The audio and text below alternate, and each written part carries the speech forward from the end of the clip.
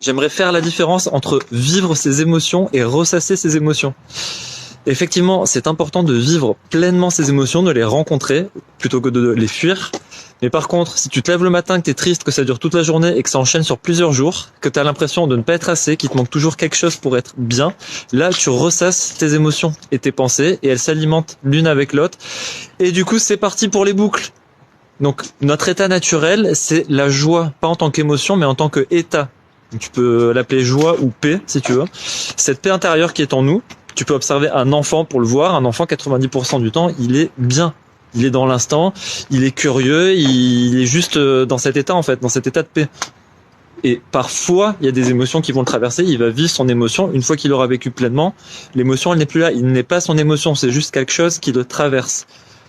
Donc, pour ce faire, l'idée, c'est vraiment de commencer à mettre de la distance avec tes pensées et tes émotions. De voir toi aussi que tu n'es pas elle. Et pour ça, effectivement, il y a des techniques ou il y a des pratiques qui demandent d'être répétées pour les ancrer petit à petit.